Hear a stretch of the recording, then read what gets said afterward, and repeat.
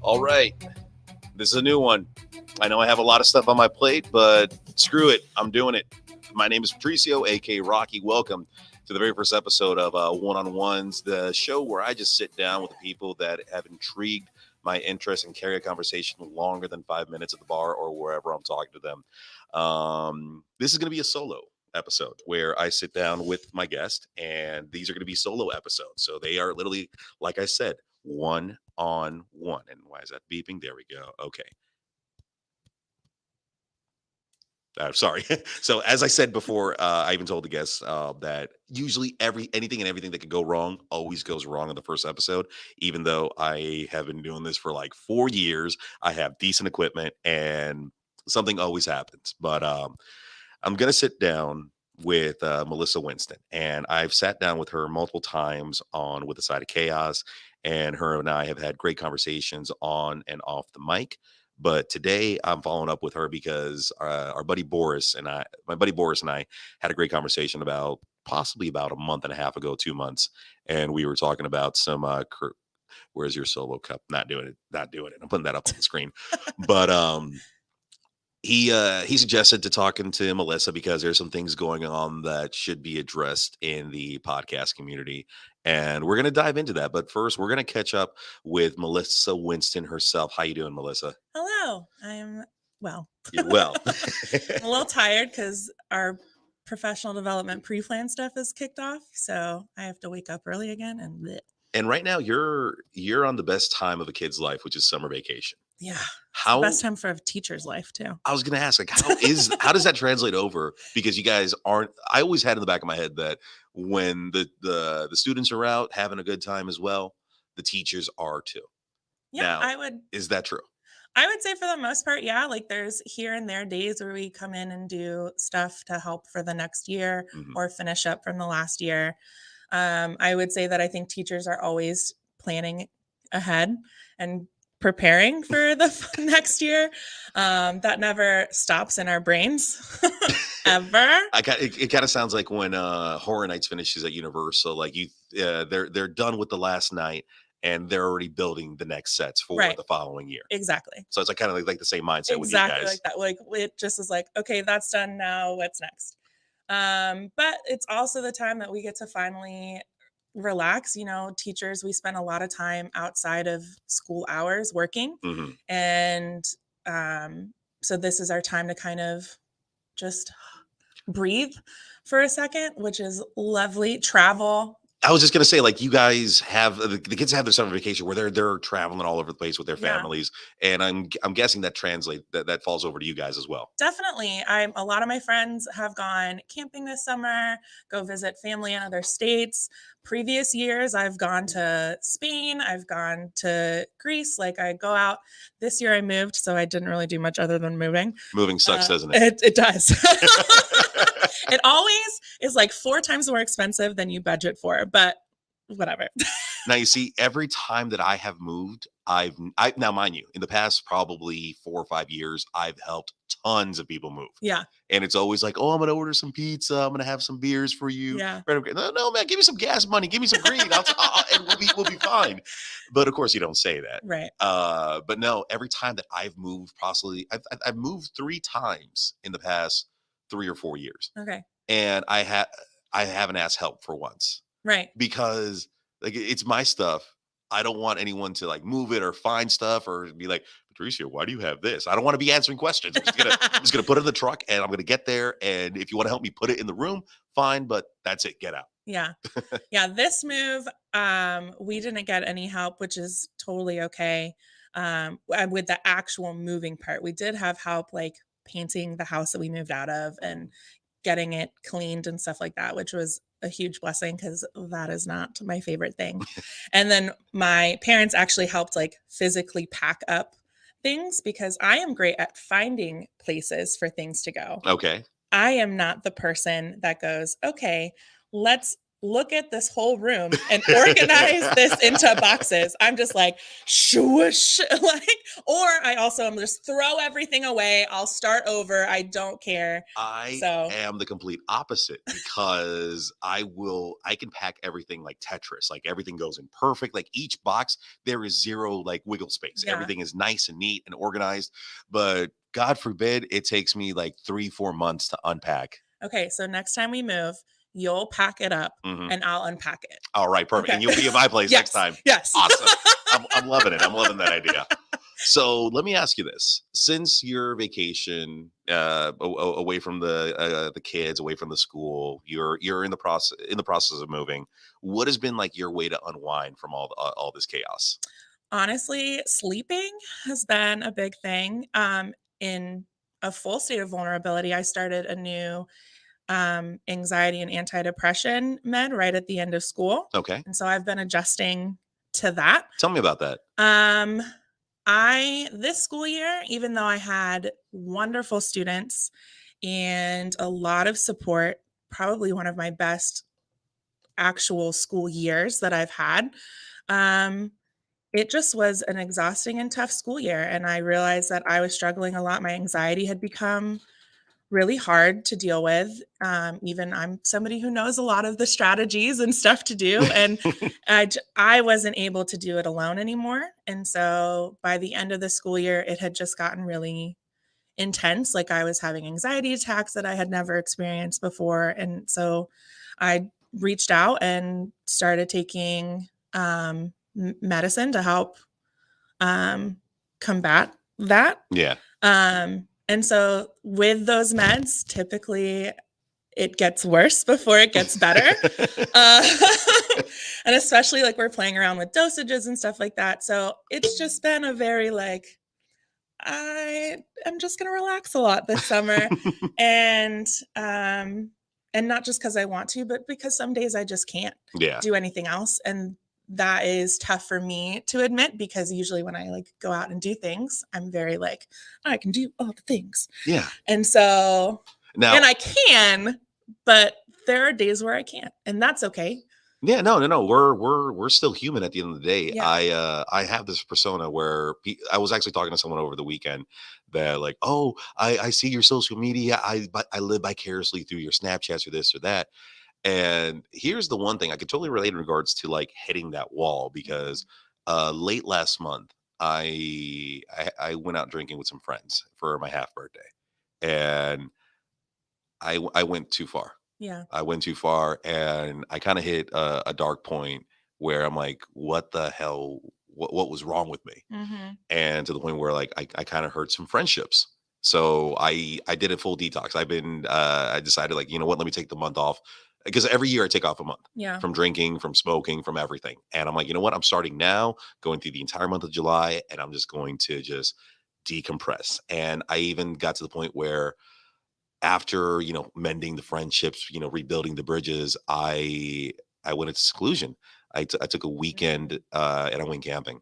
I went off to Cumberland Island. I went off to St. Augustine and disconnected from social media for a little bit because as someone who's in marketing, the anxiety and the pressure that comes from like meeting your deadlines and having to constantly make content over and over and over again, it's like, holy moly, Yeah. I need a break. It's And exhausting. it really is. Yeah. And it's kind of like when you're put on this, I don't want to say pedestal, but like you're expected to produce this. You're Mhm. expected to come out with that. Or have a certain amount of energy. Exactly. Yeah. It's hard, and even like as a teacher, we're basically on stage for Yeah, you when the guys are on bell stage. rings until when the bell rings again. Like from bell to bell, we're on a stage the entire time, and I have the same kids all day, so I am on the same stage. I don't get to repeat material. Like um and and I struggle with being, as much as I have been open and honest with like how important social emotional learning is and how important it is to talk about these things. It's hard for me to admit that I need help and needed to reach out and do this, but I also, since starting taking meds, has it's become very important for me to like be upfront, and not necessarily that I would go to my students and be like, hey, I take depression meds, but like Yeah. being like, hey, I even when we have talks about having a big sad feeling and like or being really nervous, like, hey, I feel those things too, and I had to go talk to somebody and I had to ask for help, and that has helped me. Hmm. So like being able to relate to them and being honest Yeah. is And so important. and that's the one great thing about this day and age right now. Because look, I was born '85. I don't want to. Is it too wrong to ask you when you were born? 1990. 1990. Okay, so Yeah, close. we grew up through the 90s, and it was a bit taboo to talk about mental health. Oh, for It sure. was like, oh, you're seeing a psych. What's wrong with you? Right. This and that. And now I love this era where like there is so much awareness. There was a UFC fight this past weekend. I don't know if you saw this story.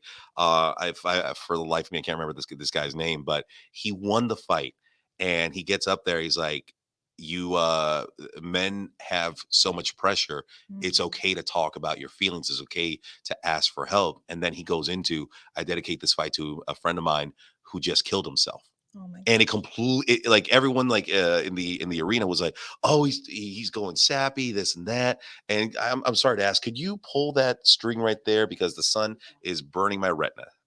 Little, go the opposite way. Perfect. There we There you go. go. Yeah. I'm like, You don't wanna be like my eyes are brown, but they can take no more.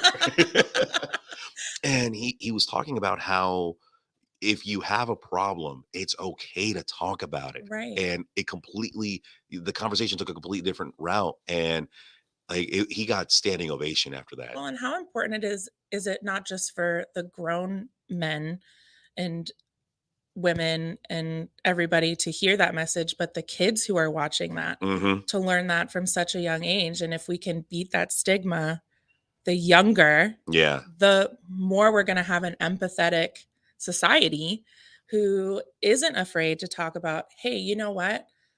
I can't handle today. And there's nothing wrong with that. There's always a tomorrow. There's a an hour from now where I might be able to, but like I can't handle today. Here's what I need. And being able to say, "Hey, I need this to be able to be okay." With someone who's in the front lines of childhood development and having a great grasp of mental health, do you think, like, you right now, you're at the golden age of mental health development? I think if the resources are given and the emotional awareness is taught, Okay. yes. What's stopping, or what's in the way of us getting there, in your opinion? Um One, funding. It's expensive to make sure that everybody has these resources Hmm. available, um, and especially in an equitable fashion. Yeah. Um, Two, I think uh, this might I might make some people upset with this, but I think as we get new teachers who also understand the importance of these things, and that doesn't mean that younger teachers, because there are older veteran teachers who do understand the Hmm. importance of this. But as we get an influx of teachers who understand the importance and have the skills to equip students to do that, um, that will be when we see a greater change. So do you feel like they're in? I'm gonna jump on what you're saying right there in regards to, like, there's a new generation of teachers. Um, do you really feel like that it's holding back, like, the older generation? I think it's hard. So, like, I have a specific class that I teach that's social personal, right? Mm, And that's where I can like really dive into specific things that my students need to work on, social skills, etc., learning different emotions, that kind of a thing. But I think it's hard for teachers, and rightfully so, in different content areas that, like, okay, I teach ninth grade social studies, right? How am I going to embed this into my thing, especially when we have content, test being shoved down our throats, right? yeah. Um, but there's like little things you could do. So, like in social studies, you're reading a story about or history, King Henry VIII, right? And he's marrying all these people and divorcing all these people.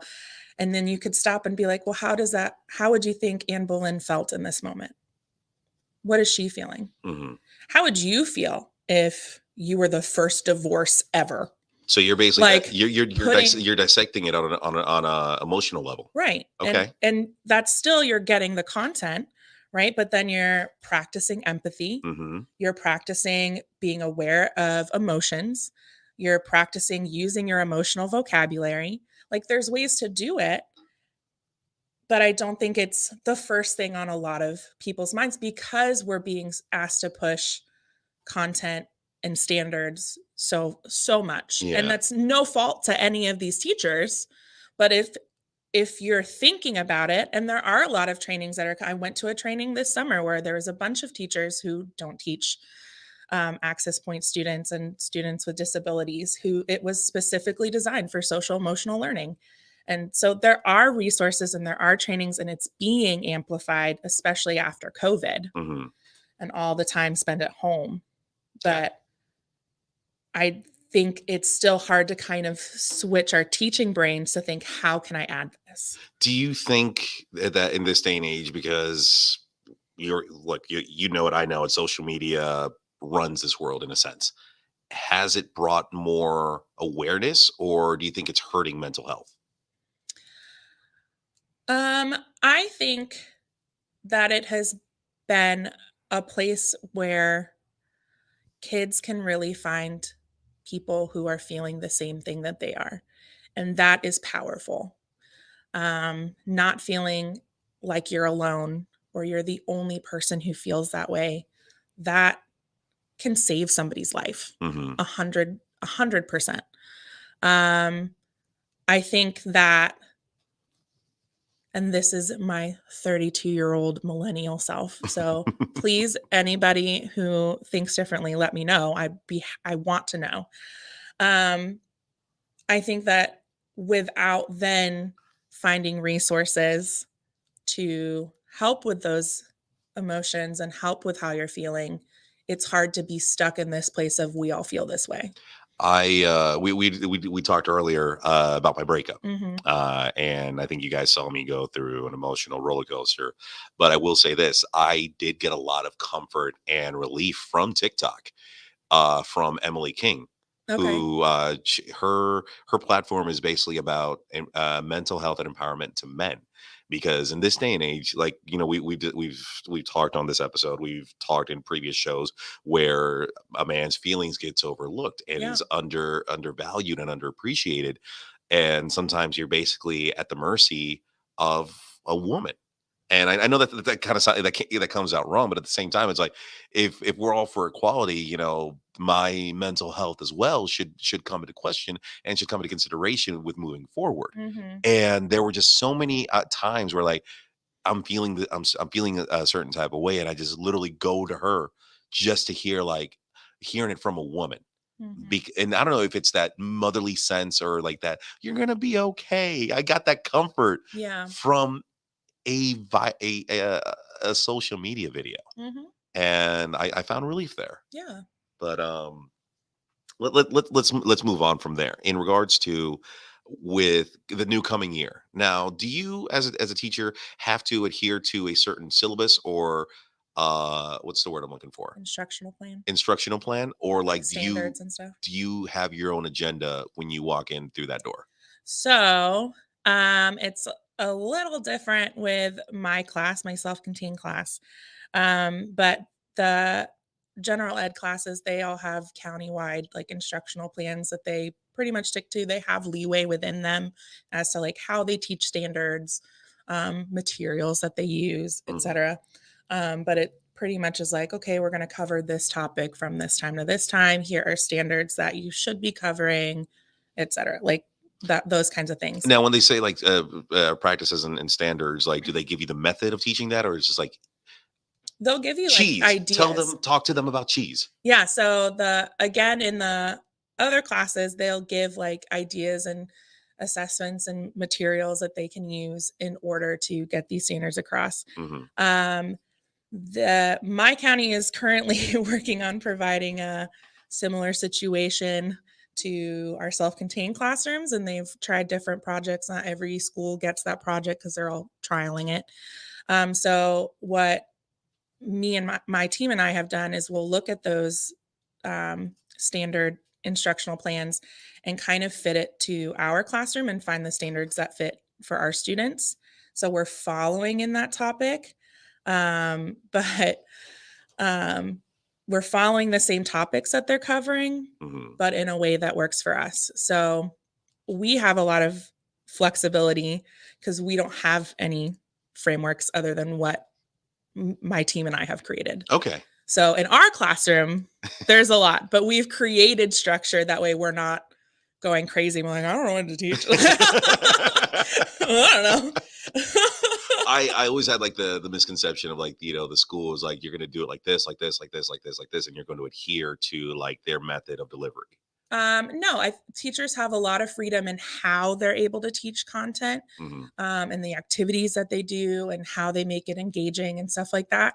But the information that they're having to get across would be what's streamlined. What's one thing that gets overlooked by parents during the school year that like I'm sure teachers like just it boils their blood, chalk nails on the chalkboard kind of thing. But like, what's one thing that you would want to address to parents before the school year starts that they're aware of during the school year? Um, I typically have wonderful parents. So I don't really struggle in that area, Y- but You're blessed. I am. But I also have 3 years to build those relationships with them. So, um, but I will say that teachers are trying their absolute best to do their best by your kids, and to remember that when communicating with teachers. We're all on the same side. We're not teachers against parents against your kid. We are all a team.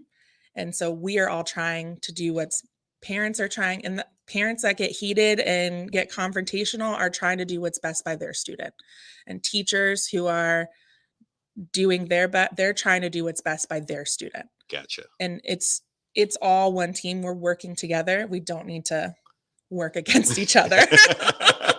let me ask you this before we start going down the rabbit hole of wrapping up the show. There's a huge thing going on right now that I keep hearing over and over again in Right. regard in the world of teaching, and that is the shortage of teachers Oh, in yeah. this coming year. Yeah. And when I heard the number, I was like, when I hear the solution of like them bringing in veterans to help out, I want to hear it from a teacher. Like, well, what's your opinion, and like, what's your, if you were at the helm, like your way of resolving this epidemic in a sense. I don't know that I would have a solution up front. I think the biggest reason that teachers are leaving the profession is feeling unsupported, um, by the community, by parents, by admin. Um, I think that from what I have heard from my friends who have left and just the general consensus of like social media teachers that I follow, um, it's feeling unsupported. And I don't think that you're going to fill in those gaps until people feel supported. It's amazing. Now, I'm not saying that we don't deserve to get paid more and do all that. Like, that, of course, needs to happen. But it's amazing what people will do when they feel appreciated. Oh yeah. And it's amazing the lengths people will go when they feel appreciated. And so I think that that would be the first thing. And I don't have the answers and how to fill in those supportive gaps or appreciation gaps, but that's where it needs to start, is finding a way to support teachers so that they can do what they're there to do, right? Yeah. We get asked to do so many different things that do not involve teaching. So much paperwork, so many meetings, like so many things that take away from our time to plan engaging lessons and be with our students. And I think that that makes it really difficult to then have to take even more time outside of the school day Hmm. to make sure we're getting everything done. And it's hard when you don't feel supported in like, I'm doing so much. What else can I do? Right? So that's where I think it would need to start. Gotcha. Gotcha. No, no. Melissa, you said that very, very well. And I feel like you were saying that so like you don't piss everybody off, but at the same time, you were getting your message across. And I really appreciate that. And as we're wrapping up, I want to talk about some good, some bad, and some ugly. Okay. The good in regards to your rise in the podcast world and your rise with Woman of the Year. Now that title has been thrown around, and I want to dive into that a little bit more. Can you read? Can you talk about that?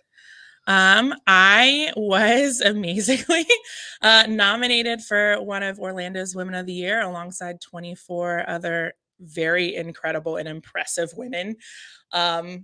It was very surprising to me. Like, I just feel like, oh, hey, I'm just a teacher, like little old me. But I'm very grateful that I was, anytime any teachers get recognized, that means the whole world to us. And so that keeps us going, right? The appreciation factor, right? That keeps us going. And so that was super, I'm so grateful, but also just like, so, I mean, it was awesome. I got to meet so many fantastic women who are doing incredible things in this community. Orlando and the women are running this city. Like, Mhm. it's crazy how cool these ladies are. We met one lady who was helping develop like cures for COVID and stuff. Like, it's insane. Like, and then I'm like, hey, I'm a teacher and I have a podcast. Like, hey, And yeah, let's touch base a little bit in regards to your podcast because as a fellow podcaster, not only just one but multiples, because right. you know me, I love putting more and more on my plate. You got to had some heat a little while ago. Okay. And I wanted to touch base on that because I know the podcast community tends to be, I've always seen it as a support system. Mm-hmm. That's just me. I've been doing this for 4 years, Yeah. but as a newcomer, like, have you gone through some stuff with the podcast community, or do you feel like they've been supportive? The people that I meet, right? So like I know you, to be fair, I'm not super involved in the Orlando podcasting community, right? So I Hmm. know um some of the PFT people, I know you, but outside of my little circle, I don't really know anybody. And that's not because I don't want to, but it's because I spend my day at school and then I'm a grandma who goes to bed at 8. So um but I could see how people could be frustrated. I mean, I just started this, right? And like you said, you've been doing this for 4 years. That would be frustrating seeing somebody be like, "Man, she just Yeah. made 6 episodes and how is she doing this?" Right? Um I totally understand that frustration. My goal is to never be taking away from people. I think there's room like you said, there's room for everybody in this. Hmm. My goal in making this podcast was first and foremost to uplift my students' voices, to help people be able to understand and accept them. And if anything has come from it, that just means that I'm reaching the people I meant to reach. And that's how I think of it. I'm gonna throw a little bit of, not to stretch out a little bit, but I'm gonna throw a little bit of chaos on there. I was having a conversation with my attorney yesterday, and if you don't have haters, you're not doing it right. Well, there you go. And Shout out I to my haters. shout out to the haters. Like, I honest to God, I am happy because over the past few months, I've gotten a little bit of animosity here and there, Yeah. and I've gotten what you just said right there. How is it that this person's here for such a short amount of time and now they're doing that? Mhm. And I mean, you're blowing up. Your content is amazing. You have a message. You have a platform, and you're using it to its full extent. So for those who are hating on that and talking negative about that, man the F up and do your part, or make yourself more relevant to be up to where Melissa is at. Because I'm sorry, she's doing it. You're just jealous you're not. That's how I see it. Well, thank you. Couldn't have said it better. Anything you want to plug or anything you want to say before we head out of here? Um, my podcast, What a Day Kids, has been on a summer break as well. So once school starts and I get back into the groove of those things, be on the lookout for season 2 and new episodes. I'm really excited. I have a ton of new ideas of what to talk about. Um, and yeah, just look for that. Be nice to your teachers. Buy them coffee gift cards. If you know any teachers, take them to get a pedicure, get their car detailed. I don't know. Be nice to them. Show them some appreciation, basically. Yes.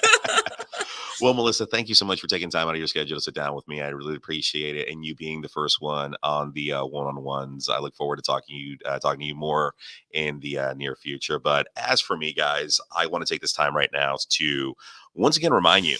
It's okay to talk about about whatever you're going through. It's okay to express your feelings. If you're not happy, tell someone. If you're happy, tell someone.